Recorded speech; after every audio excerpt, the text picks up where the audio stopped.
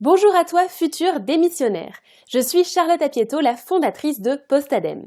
Postadem, c'est le repère secret des futurs démissionnaires. C'est le cocon dans lequel nous t'accueillons pour réinventer ta vie professionnelle avec audace et sérénité. Postadem, c'est le média avec les articles et les interviews. C'est la communauté. Et ce sont aussi les programmes d'accompagnement et de formation. Nouveau départ pour redonner du sens à ta vie pro en définissant un nouveau projet et Side Project pour lancer ton projet entrepreneurial en parallèle de ton job. Et Postadem, c'est également ce podcast. Dans ce podcast, l'équipe et moi, nous te partageons de l'inspiration, des conseils, des partages d'expériences en toute transparence grâce aux interviews. Alors si tu rêves de poser ta dème et de créer une nouvelle vie professionnelle qui a du sens, installe-toi confortablement pour écouter ce nouvel épisode. Bonjour à tous, moi c'est Manon, coach du programme Side Project. Side Project, c'est 3 mois pour devenir entrepreneur en parallèle de son job. 3 mois pour développer une idée de A à Z jusqu'au lancement. Pas mal, non? Et justement, aujourd'hui, je reçois Kelly, l'une des alumnies du programme. Kelly a 34 ans et elle a participé à la 4e édition de Side Project. Originaire de la Moselle, Kelly part vivre son American Dream à Chicago une fois son diplôme d'ingénieur en poche. Au bout de 3 ans, elle franchit une autre frontière et s'installe cette fois au Canada.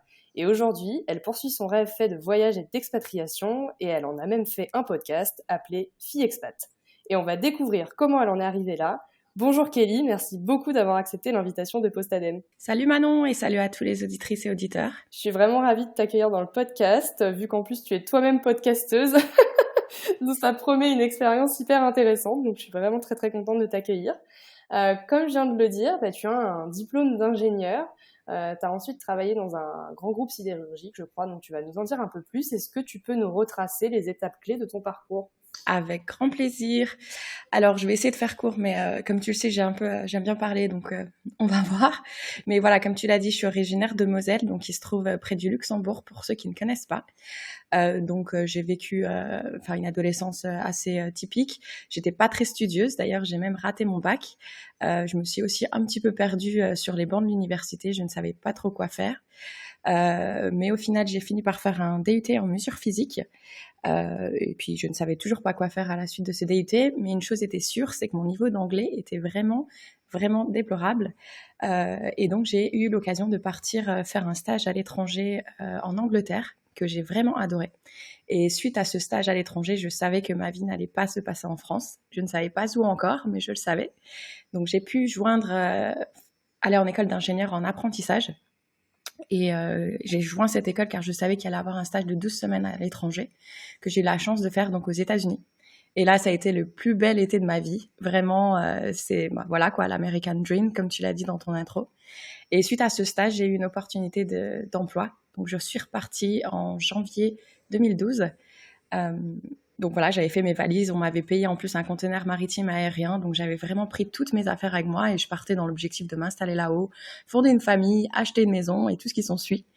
Et finalement, l'American Dream s'est vite transformé en cauchemar parce que même si on a l'habitude, enfin tout le monde veut partir aux États-Unis, en vacances c'est top, mais travailler en tant qu'ingénieur c'est une toute autre histoire.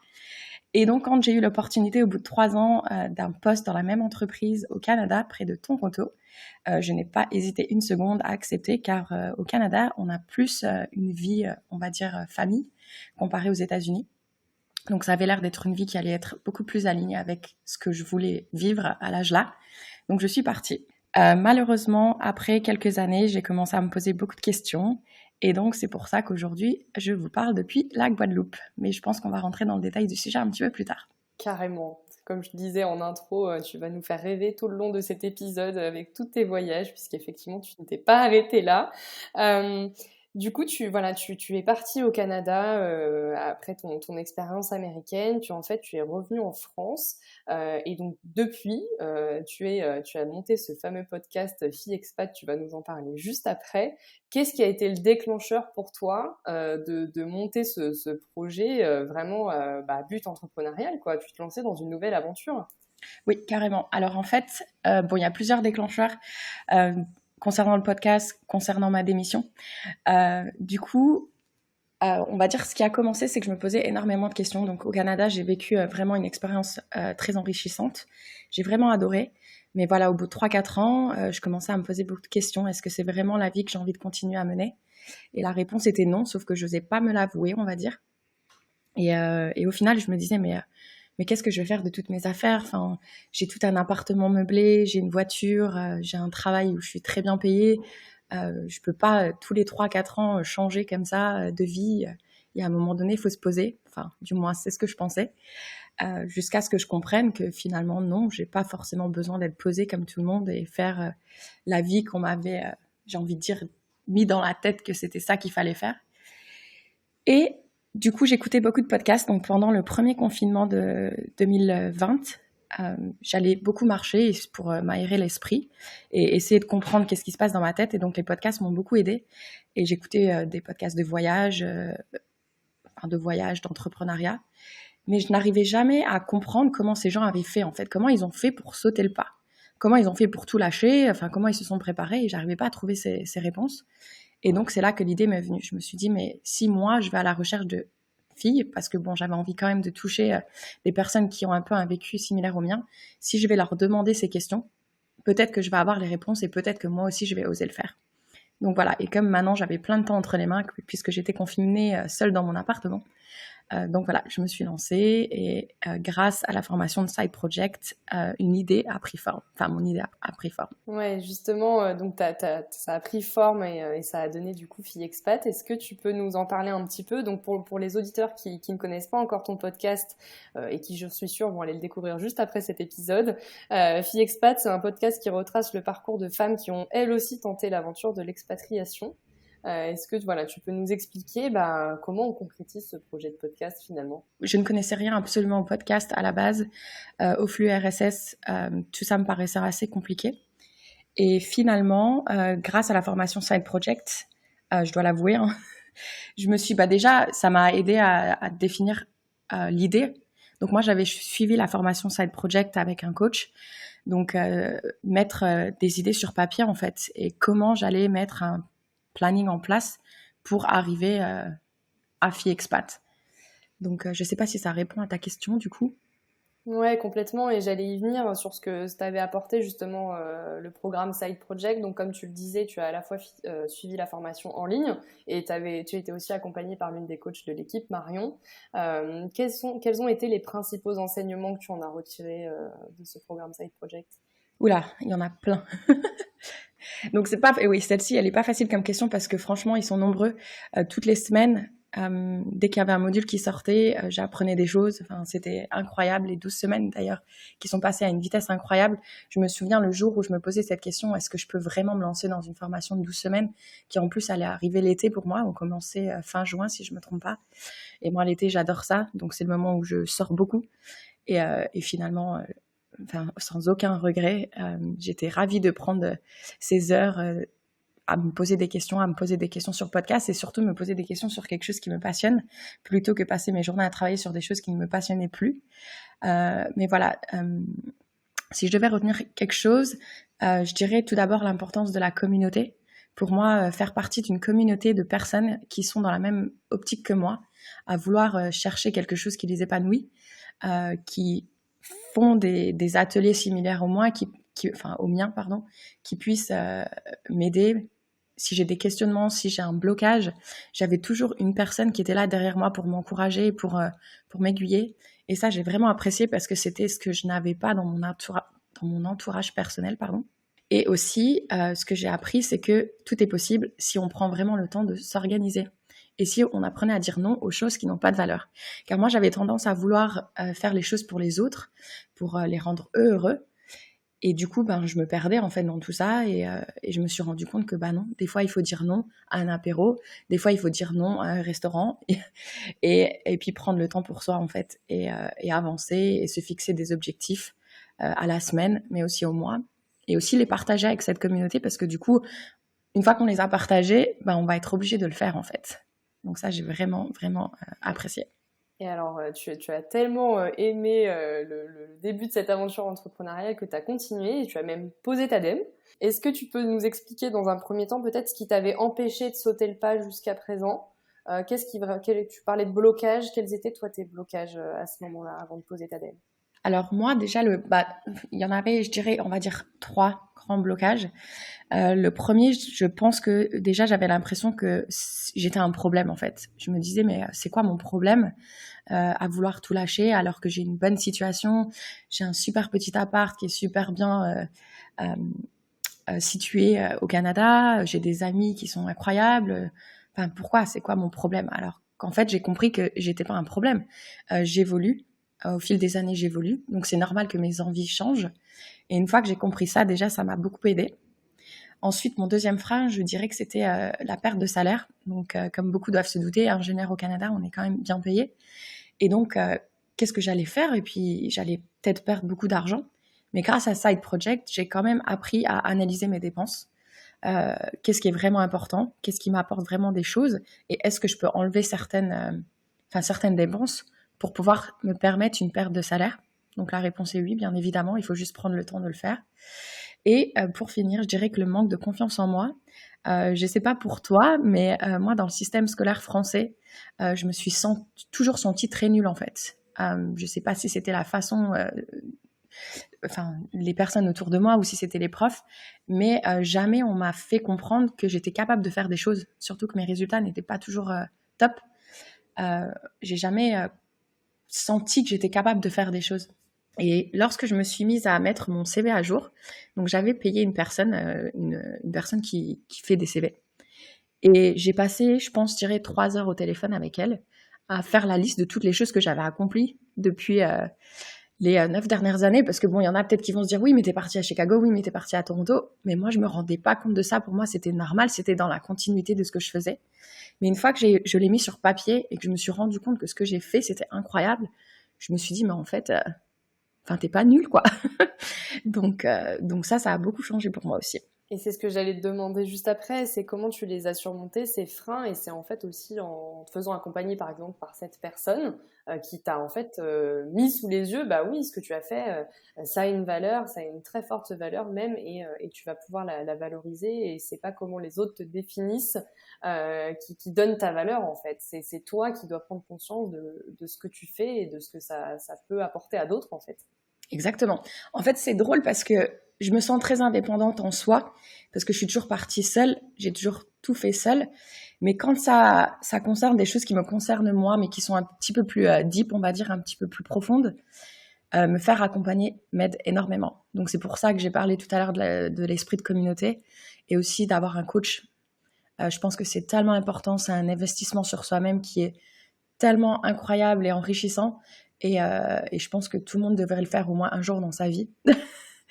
Parce qu'on investit tout le temps dans des biens matériels ou même dans des billets d'avion ou dans des voyages, et moi la première. Mais quand c'est une question de donner de l'argent à un coach, à une personne, on se dit, ouh, quand même, c'est beaucoup d'argent. Alors qu'en fait, non, quoi, parce qu'on investit sur soi-même, sur son épanouissement. Et ça n'a pas de valeur, en fait. Ouais, ça, je trouve que c'est quelque chose de très important que tu soulignes, c'est l'investissement en soi, que ce soit dans un accompagnement, que ce soit dans une formation. Ça a été un déclic un peu pour toi de te rendre compte de la valeur de cet investissement dans ta propre personne. Bah, carrément. Carrément, je regrette même de ne pas l'avoir fait beaucoup plus tôt, en fait. Ah ouais, carrément. Tu t'es dit, mais pourquoi j'ai pas fait ça 3 ans en arrière? J'aurais vraiment dû commencer plus tôt. Mais carrément, parce qu'en fait, moi, j'ai l'impression d'avoir grandi et on m'a mis des idées dans ma tête, en fait. Mais jamais je me suis posé les questions, mais qu'est-ce que tu veux, en fait? Qu'est-ce qui te rend heureux quand tu te lèves le matin? Qu'est-ce qui t'excite? Et c'est dommage, mais c'est vrai que quand on a quelqu'un qui nous pose ces questions, eh ben, ça change tout, quoi. Ça change toute la donne de la suite de ton aventure. Et justement, ton aventure, elle continue aujourd'hui. Donc, tu as certes le podcast, mais tu es repartie. Tu n'es pas en France métropolitaine, Kelly, parce que tu étais rentrée. Tu étais rentrée en métropole et tu as dit, bon, vous êtes gentils les gars, mais en fait, moi, je préfère quand même les cocotiers et les plages de sable blanc. Et donc, tu es repartie. Est-ce que tu peux nous expliquer un petit peu la suite de ce parcours? Oui. Donc ouais, la métropole, ça n'a pas été par choix. En fait, moi, ce qui s'est passé, c'est que déjà, j'ai posé ma DEM pendant la formation Side Project. Donc, une fois que j'ai commencé à me rendre compte des choses et que j'ai eu moins peur, j'ai immédiatement posé ma démission parce que je me voyais pas repasser un hiver au Canada, en fait, et surtout avec un risque de confinement. Et j'avais fait cette analyse de moi qui a pris quand même 2 ans, je vais pas te mentir. Ça a pris 2 ans et je me suis rendu compte qu'en fait, moi, j'avais envie de vivre quelque part où je me lève le matin et je vois des palmiers.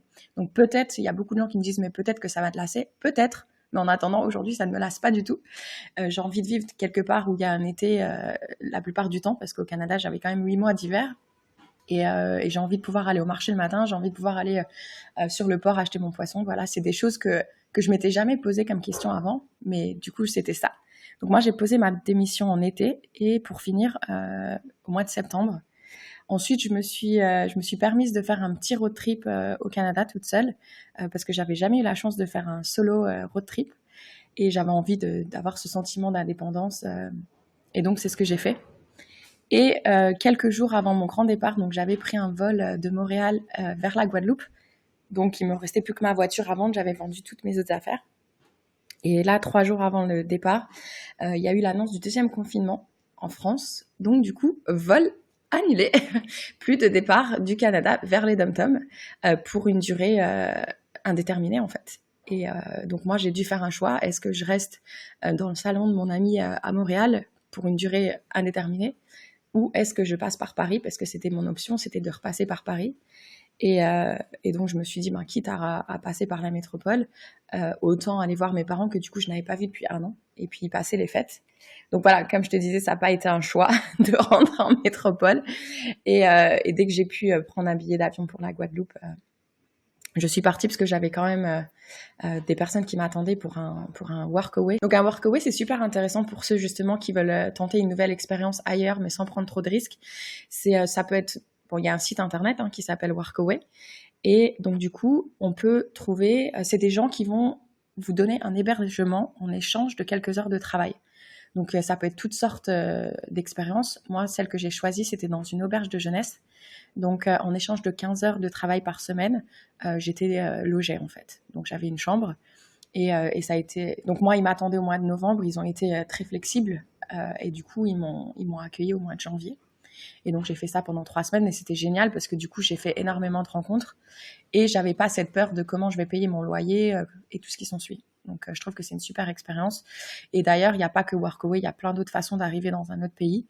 Et c'est pour ça d'ailleurs que le podcast Fille Expat, j'adore le faire parce que chacune de mes interviews, c'est des femmes qui nous expliquent comment elles sont arrivées dans un pays avec des programmes complètement différents, mais qui quand même limitent les risques de perte d'argent ou tout ce qui s'ensuit. C'est justement ce que j'allais te demander, c'est ce que ça t'a apporté l'expatriation, parce qu'évidemment ça a nourri cette idée du podcast, mais qu'est-ce que ça t'a apporté à la fois sur un point de vue vraiment personnel et aussi sur sur ton projet professionnel qui en a découlé. Qu'est-ce que ça t'a apporté ces expatriations et ces différentes expériences de voyage aussi seul que tu expérimentes depuis plusieurs années maintenant? Moi, l'expatriation, je trouve ça, je pense que ça devrait être une étape obligatoire pour tout Français. Honnêtement, parce que ça nous change complètement. Ça nous ouvre des opportunités de rencontres, des opportunités de travail. Bon, moi, maintenant, je parle anglais couramment, alors que, comme je te l'ai dit, j'étais très nulle. Je crois que j'ai eu 6/20 au bac en anglais. C'est pour te dire mon niveau. Ça m'a ouvert l'esprit sur énormément de choses. Aux États-Unis, les gens sont très accueillants. Donc moi, maintenant, je suis moi-même très accueillante. Donc moi, du coup, j'hésite jamais à ouvrir ma porte, à accueillir des gens, à venir dormir sur mon canapé ou aller chercher des inconnus à l'aéroport. Donc eux, ça peut toujours les étonner, mais pour moi, c'est pas étonnant puisqu'on me l'a fait pour moi aux États-Unis. En ce qui concerne au Canada, ça m'a donné une positive attitude que je n'avais pas du tout en Moselle. En Moselle, j'étais très négative, je me plaignais tout le temps. Maintenant, c'est fini. J'ai appris que même si les choses vont mal, il y a toujours quelque chose qui va bien. Donc, je pense complètement différent. Et je pense que même mes amis doivent se dire, mais la Kelly que je connaissais il y a 10 ans, elle n'est plus du tout la même. Et je ne pense pas que je serais qui je suis aujourd'hui si je m'étais pas expatriée. Et en plus de ça, maintenant, toutes les femmes que j'interroge à travers le podcast, elles aussi m'apportent des choses en plus. Elles m'ouvrent l'esprit sur d'autres pays. Et je trouve ça tellement enrichissant parce que voyager dans tous les pays du monde, ça va être quasiment impossible dans une vie, je pense, personnellement. Vivre dans chaque pays, c'est impossible. Et donc, du coup, apprendre à travers ces interviews, je trouve ça tellement enrichissant. La curiosité et la richesse que tu décris, ces choses que tu as prises de tes expériences d'expatriation, je trouve qu'il y a un lien, enfin il y a un parallèle hyper frappant avec l'entrepreneuriat et du coup les compétences, les savoir-être qu'il faut aussi développer, le mindset, hein, c'est ce qu'on appelle le mindset entrepreneurial. Je trouve qu'il y a un parallèle assez frappant. Est-ce que tu sens que ça t'a aussi aidé, que ça t'a porté justement d'avoir maintenant cette ouverture, cette curiosité, cette appétence pour les autres? Est-ce que tu penses que ça t'a aidé? Et si oui, dans quelle mesure? Oui, carrément, je pense, parce que moi, à la base, en plus, quand j'ai su aller en école d'ingénieur, j'avais toujours dit, je veux être en école d'ingénieur pour être mon propre chef. Mais comme je te l'ai expliqué au début, j'avais jamais cette confiance en moi parce que, je sais pas, j'avais toujours le sentiment d'être trop nulle pour ça. Et en m'étant expatriée, en étant au Chicago et à Toronto, on m'a confié des missions, mais que jamais on aurait confié à un jeune ingénieur en France. C'est impossible. J'étais sur des projets à des millions de dollars dès que je suis arrivée, alors qu'on ne me connaissait même pas. On m'a fait confiance, c'était incroyable. Et je pense que ça m'a beaucoup aidée parce que j'ai compris que des fois, c'est pas grave. On peut tomber, on peut faire des bêtises, on peut faire des erreurs. C'est pas grave, c'est comme ça qu'on apprend. Et donc, du coup, je pense que ça m'a beaucoup aidée. Et là, maintenant, j'ai pas peur de vouloir, j'ai pas eu peur à vouloir monter un podcast alors que je n'y connaissais rien. Et je vais aller plus loin. Je veux créer ma propre entreprise ici en Guadeloupe. Et même si je pars de rien, j'ai pas peur parce que je me dis, il y a d'autres gens qui l'ont fait. S'ils l'ont fait, pourquoi je ne peux pas le faire? Et je pense que ça, grâce à l'expatriation, je l'ai compris. Grâce aussi à la formation Side Project, je ne te le cache pas. Surtout le mieux vaut fait que parfait. C'est tellement important parce qu'on a toujours tendance à vouloir tout faire à la perfection où on pense qu'il faut tout savoir pour pouvoir se lancer, alors que pas du tout en fait. Tu nous as fait un magnifique spoiler sur la suite de ton aventure. C'est exactement la question que j'allais te poser. J'allais te dire que voilà, le podcast n'est que la première brique en fait de ton aventure entrepreneuriale. Est-ce que tu peux nous en dire un petit peu plus du coup sur cette entreprise que tu veux monter en Guadeloupe? Oui, alors en fait, donc à travers la formation Side Project, les premières semaines où on se pose ces questions de qu'est-ce qui nous épanouit, quels sont nos moments flow, quelles sont nos passions, quels sont nos talents d'or surtout, et quelles sont nos valeurs. Du coup, quand je me suis posé toutes ces questions, il y a eu 3 choses principales qui sont ressorties. La première était donc d'influencer d'autres femmes à s'expatrier ou à oser faire les choses. Donc, c'est de là que l'idée du podcast m'est venue. Mais les 2 autres choses qui se ressemblent beaucoup, c'est que j'ai envie de pouvoir rassembler des gens ensemble, qu'ils soient seuls ou pas seuls, mais faire des soirées à thème ou avoir créé quelque chose où les gens, quand ils viennent, ils se sentent heureux. Donc moi, vraiment, je m'étais posé cette question, quel est mon but dans la vie? Et je pense que mon but dans la vie, c'est vraiment d'essayer d'apporter plus de joie aux autres. Et comment je peux faire ça? Et je me suis dit, pourquoi pas peut-être en créant un bar ou peut-être une auberge de jeunesse. Je suis encore un petit peu bancale sur ce que je vais choisir, car j'ai envie de voir quand même étudier les choses ici. Mais du coup, voilà, c'est dans ça que j'aimerais me lancer. En tout cas, aujourd'hui, peut-être que dans 6 mois, ça va changer. Mais j'ai aussi compris que c'est pas grave de changer, de commencer quelque chose et que si ça me fonctionne pas, d'essayer autre chose. Avant, ça m'aurait jamais semblé envisageable. Mais maintenant, je me rends compte que c'est possible. Donc voilà. Ouais, t'as élargi le champ de tes possibles en fait. C'est ça que je retiens aussi dans ce que tu nous expliques depuis tout à l'heure, c'est que t'as eu cette ouverture, tu disais cette ouverture aux autres, mais aussi cette ouverture aux possibilités qui vont s'offrir à toi et surtout ce que toi tu es capable de faire en fait. C'est ça, surtout apprendre à rebondir. Donc par exemple, comme je l'ai dit, les vols annulés, j'ai dû rentrer en métropole.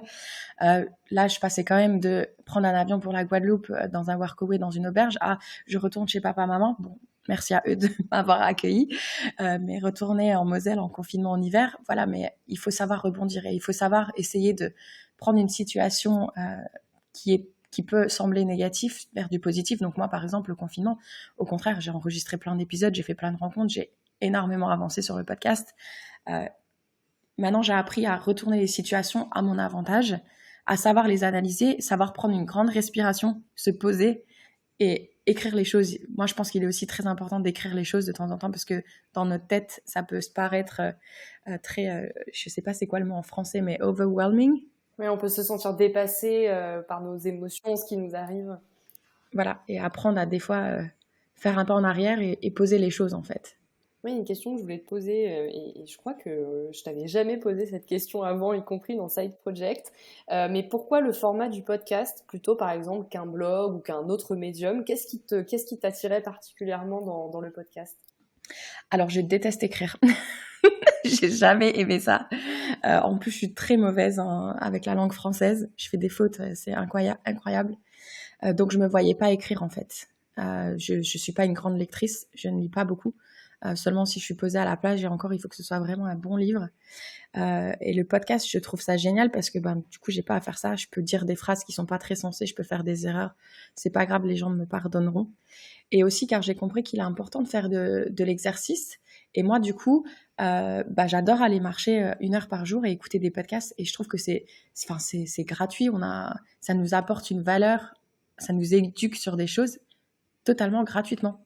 Et je me suis dit, j'ai envie de pouvoir aussi apporter moi des choses aux autres gratuitement.